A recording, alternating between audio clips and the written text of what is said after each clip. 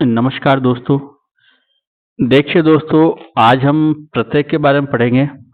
तो प्रत्यय को आपको किस प्रकार से बनाना है, मतलब जो शब्द और धातु के पीछे लगते हैं जैसे प्रत्यय, और जो उपसर्ग हैं वह शब्द और धातु के आगे जुड़ते हैं। तो इसकी हम सामान्य जानकारी पढ़ेंगे, जो हम एग्जाम में इनके जो प्रश्न आते हैं उनको हम कर सकें। तो शुरू करते हैं। इनकी जो परिभाषा है, तो परिभाषा है कि संस्कृत में परिभाषा है कि यह शब्द धातु प्रतिपदिकस्य वा अन्ते संयोज्य विशेषार्थस्य बोधः कार्यति स प्रत्ययः। यानी जो शब्द धातुओं और प्रतिपादकों के अंत में जुड़ते हैं वे प्रत्यय कहलाते हैं। कहने का मतलब वे शब्दांश जो होते हैं, जो शब्द और धातुओं के पीछे लगते हैं, तो उन्हें हम प्रत्यय कहते हैं। आगे जैसे बालकः गच्छति, बालकः पठति, ये सामान्य वाक्य हैं। तो इन वाक्यों में प्रत्यय का प्रयोग से एक वाक्य ऐसे बनता है, जैसे जैसे लिखा हुआ था कि बालक पठति, तो इसका इस प्रकार से बनाया है कि बालकः गत्वा पठति। यानी जो गत्वा है यह, इसमें प्रत्यय जुड़ा हुआ है गम धातु में, यानी बालकः गत्वा यानी जाकर, पठति यानी पढ़ता है, यानी बालकः जाकर पढ़ता है।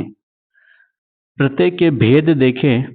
देखिए ये जो शब्द हैं इसमें प्रत्यय जुड़ा हुआ है। कहने का मतलब जो वाक्य को विशेष रूप प्रदान करता है प्रत्यय जुड़ने से। तो जिस प्रकार से जो वाक्य था कि बालक पठति, तो उसका क्या बना प्रत्यय जोड़ने से कि बालक गत्वा पठति, यानी बालक जाकर पढ़ता है। ये जो प्रत्यय वाला शब्द इसमें जोड़ा गया, तो थोड़ी सी विशेषता आ जाती है। अब देखिए प्रत्यय के भेद। प्रत्यय के भेद के बारे में अगर बात करें तो इन्हें 6 भागों में बांटा गया है, यानी इनके भेद को 6 भागों में बांटा गया है। 6 कौन कौन से हैं?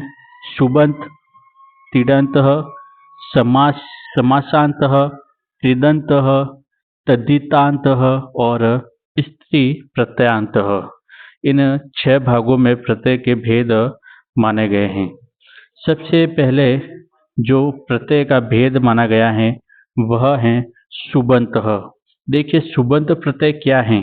यह सुप आदि 21 प्रत्ययों के योग से संज्ञा, सर्वनाम, विशेषण आदि शब्द के रूप बनते हैं। जैसे हम शब्द रूप जो पढ़ते हैं, राम, रामो, रामा, जो 7 विभक्तियां, तो वो 3 वचन और 7 विभक्तियों के आधार पर कुल कितने हो जाते हैं? 21 हो जाते हैं। जो वो 21 प्रत्यय हैं उसे सुबंत प्रत्यय कहा जाता है। यानी हम जो शब्द रूप पढ़ते हैं उस शब्द रूप में जो 21 शब्द बने हैं, क्योंकि वो एक तो 3 वचन हो गए, एक वचन, द्विवचन, बहुवचन, रामः, रामो, रामा। फिर उसी का 7 विभक्तियां होती हैं, तो 7 विभक्तियां और 3 वचनों को हम मिलाकर कितने हो जाते हैं? 21 होते हैं।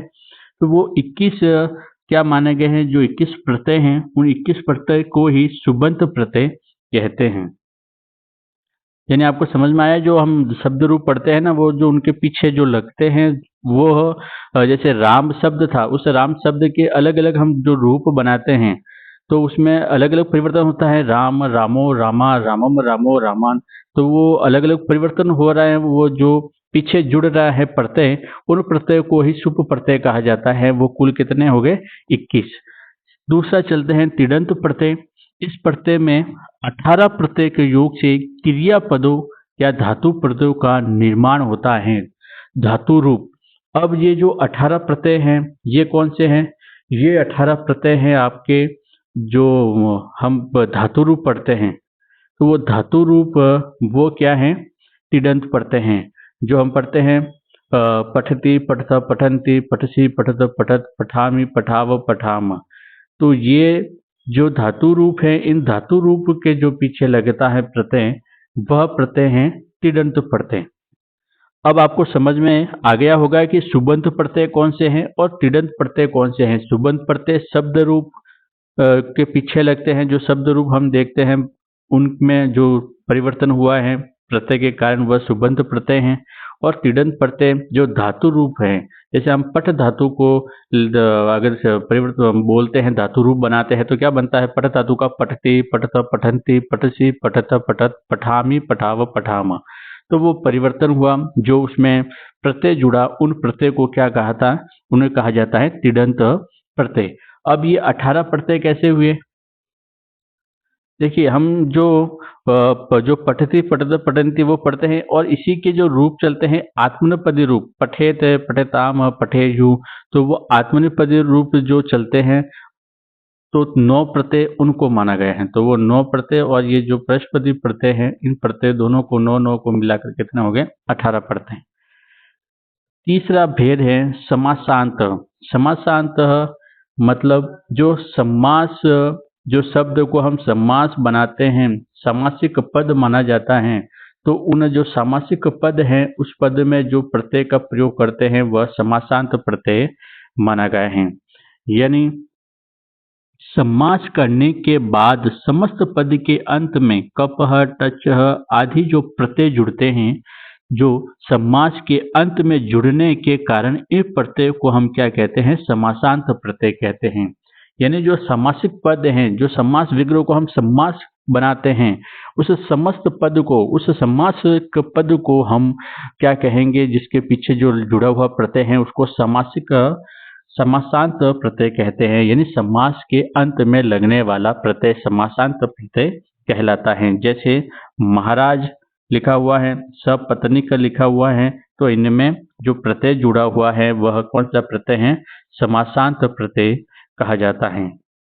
चौथा प्रत्यय जो भेद माना गया है, सबसे इंपॉर्टेंट कह सकते हैं, वह है कृदंत प्रत्यय। जो सामान्य हम जो एग्जाम में जो प्रश्न आते हैं वो कृदंत प्रत्यय से ज़्यादा पूछे जाते हैं, तो हमें विशेष रूप से जो कृदंत प्रत्यय हैं ये हमें पढ़ना पड़ेगा। देखो, जो कृदंत प्रत्यय हैं ये क्या हैं? कोई संज्ञा, सर्वनाम, विशेषण बनाने के लिए धातुओं के साथ, देखिए जो कृदंत प्रत्यय हैं वह किसके पीछे जुड़ेगा? धातुओं के साथ जुड़ता है, तो यह कृत प्रत्यय कहे जाते हैं। और कृत प्रत्यय से बने हुए शब्दों को, यानी जब उस कृत प्रत्यय, यानी प्रत्यय कृत प्रत्यय हैं जो धातु के पीछे जोड़ेंगे। अब जब हम कृत प्रत्यय को जोड़े तो जो शब्द बनेगा, उस प्रत्यय से बना जो शब्द है उसको हम क्या कहेंगे? कृदंत प्रत्यय कहेंगे। जैसे इन कृदंत प्रत्यय में कौन कौन से प्रत्यय आते हैं? कत, कतवतु, तव्यत प्रत्यय, अन्यर प्रत्यय, कत्वा, ल्यप, तुमुन, क्षत्रि, सानच, कितन आदि प्रत्यय ये कृदंत प्रत्यय में आते हैं। तो एक होता है तदितांत प्रत्यय। ये जो तदितांत प्रत्यय हैं यह शब्दों के पीछे लगता है। देखिए, जो कृदंत प्रत्यय में हमने क्या कहा कि धातुओं के पीछे, जो धातुओं के पीछे लगता है, धातु का मतलब क्रिया, जो क्रियावाचक शब्दों के पीछे लगता है, धातु के पीछे लगता है, वह है कृदंत प्रत्यय। और जो शब्दों के पीछे लगता है वह है तदितांत प्रत्यय। और एक छठा है स्त्री प्रत्ययांत। देखिए, स्त्री प्रत्ययांत वे प्रत्यय होते हैं, स्त्री प्रत्ययांत वे प्रत्यय होते हैं जो जो पुरुष वाचक जो शब्द हैं उसको हम स्त्री वाचक में परिवर्तन करें, यानी पुल्लिंग शब्द को स्त्रीलिंग में जब परिवर्तन करें तो उसको परिवर्तन करने के लिए जो प्रत्यय का प्रयोग होता है वह स्त्री प्रत्यय माना जाता है। जैसे बालक में टाप प्रत्यय जुड़ा तो बालिका हो गया, छात्र में टाप प्रत्यय जुड़ा तो छात्रा हो गया। यानी पुरुष को स्त्रीलिंग में परिवर्तन करने में ये जो स्त्री प्रत्ययांत का प्रयोग किया जाता है। अब देखिए, हम प्रत्यय को पढ़ते हैं। सबसे पहले कृदंत प्रत्यय पढ़ते हैं। आज हम 2 प्रत्यय पढ़ेंगे, कृदंत प्रत्यय के रूप में पढ़ेंगे। सबसे पहले प्रत्यय है कत प्रत्यय। देखिए, इन 2 प्रत्ययों को हमें साथ में पढ़ना है, कत और कतवतु प्रत्यय। देखिए, कुछ प्रत्यय जो हैं वो हम साथ में पढ़ेंगे तो हमें जल्दी से आपको ये समझ में आ जाएगा। देखिए, प्रत्यय पढ़ते समय आपको विशेषकर जो हमने वो परिभाषाएं देखी वो इतना आप ध्यान में रखें। ये आपको थोड़ा सा ध्यान रखना है कि किस प्रकार से हमने धातुओं में जो प्रत्यय जोड़ा तो किस प्रकार से वह जो शब्द है वो क्या बना, मतलब वो जो धातु के पीछे हमने प्रत्यय जोड़ा तो उससे किस प्रकार से प्रत्यय बनने से शब्द बनता है। और हमें ये भी पहचान करनी है कि परीक्षा में जिस प्रकार से दो प्रश्न आते हैं, परीक्षा में दो प्रश्न क्या पूछा जाता है। एक तो ये पूछा जा सकता है कि जो पट धातु हैं इसमें आप कत प्रत्यय जोड़ो, तो इसमें आप पट धातु में कत प्रत्यय जोड़ेंगे तो आपको रूप बनेगा पठित, ठीक है। एक प्रश्न ये आ सकता है कि जैसे पठित लिखा हुआ आया तो आपको ये पूछा जाएगा कि इसमें कौन सा प्रत्यय है, तो आपको बताना है कत प्रत्यय। यानी दो प्रकार से परीक्षा में प्रश्न पूछे जाते हैं। प्रत्यय और उपसर्ग में प्रश्न दो तरह से ही पूछे जाते हैं। एक तो आपको ये पूछा जाएगा कि इसमें प्रत्यय कौन सा है, और एक आपको ये कह सकते हैं कि इस धातु में आपको इस प्रत्यय को जोड़ना है, तो वो जोड़ने पर कैसा शब्द बनता है उसका रूप आपको बताना है कि इस प्रत्यय में, इस धातु में हमने ये प्रत्यय जोड़ा तो इसका क्या रूप बना। जिस प्रकार से हम ये जो कत प्रत्यय के बारे में पढ़ेंगे। देखिए कत प्रत्यय सबसे पहले देखते हैं। कत प्रत्यय तो इसमें ये धातु हैं, धातुओं में हमने कत प्रत्यय को हमें जोड़ना है। सबसे पहले पठ धातु, पठ धातु में कत प्रत्यय जोड़ने से शब्द बनता है पठितः। इसका हम अगर हिंदी में रूप देखें तो इसका अर्थ होता है पढ़ा हुआ, पढ़ा हुआ। ये कत और कतवतु प्रत्यय भूतकालिक यानी भूतकाल वाले वाक्यों में प्रयोग होता है, यानी ये जो वाक्य क्या बन जाएगा, भूतकाल में बन जाता है। इसी प्रकार गम धातु में कत प्रत्यय जोड़ने से क्या बन गया, गत। हस धातु में कत प्रत्यय जोड़ने से बन गया हसितः। दृश्य धातु में कत प्रत्यय जोड़ने से शब्द बन जाता है दृष्टः। तो आपको समझ में आ गया किस प्रकार से आपने कत प्रत्यय जोड़ा तो किस प्रकार से ये शब्द बने। पठ धातु में कत प्रत्यय पठित, हस में जोड़ा तो हसितः, अगर क्रीड लिखा हुआ है तो क्रीडित हो जाएगा, ठीक है। तो इस प्रकार से आपको बनाना है। धाव यानी धाव का मतलब दौड़ना होता है, तो धाव में जुड़ा तो क्या हो गया धावितः। तो इस प्रकार से आपको ये बनाना आना चाहिए, ठीक है। कत प्रत्यय इस प्रकार से बनता है। अब देखिए कत प्रत्यय बनने के बाद में फिर हम बात करें कतवतु। देखिए कत प्रत्यय में कैसे बना, पठ धातु में कत जुड़ा तो क्या होना पठित, और कतवतु जुड़ जाएगा तो क्या बन जाएगा पठितवानः, ठीक है।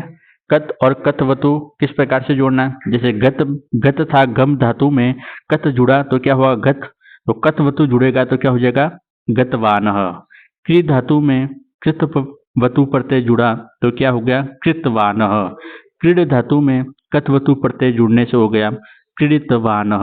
अगर क्रीड धातु में अगर हम कत प्रत्यय जोड़े, अगर क्रीड धातु में कत प्रत्यय जोड़े तो शब्द बनता है क्रीडित, और कतवतु जोड़ा तो क्या जुड़ जाएगा वानः, क्रीडित वान। यानी आपको क्या जोड़ना है इसमें, वान वान जोड़ना है। देखिए सभी में वान वानः जुड़ा हुआ है, तो क्या ध्यान रखना है कत प्रत्यय में कैसे जोड़ना है। पठ धातु में कत प्रत्यय जुड़ा तो पठित, और पठ धातु में कतवतु जुड़ा तो पठितवान।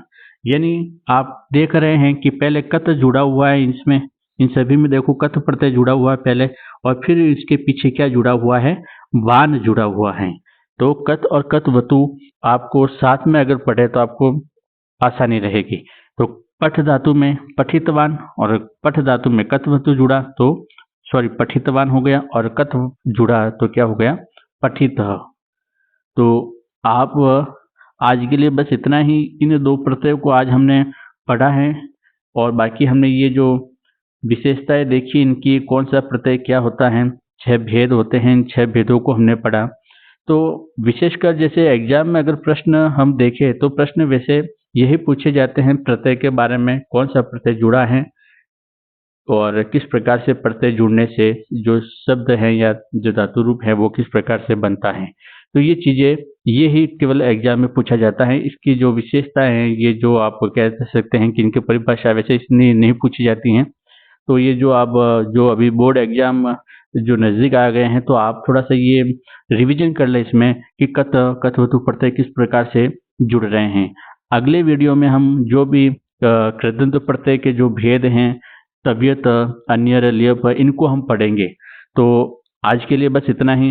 तो आप थोड़ा सा इसे रिवीजन करके देखें, और जो बोर्ड एग्जाम जितने नज़दीक आ रहे हैं तो इन वीडियो को ज़्यादा से ज़्यादा देखें, ताकि आपके ये जो प्रत्यय का जो टॉपिक है क्लियर हो सके। धन्यवाद।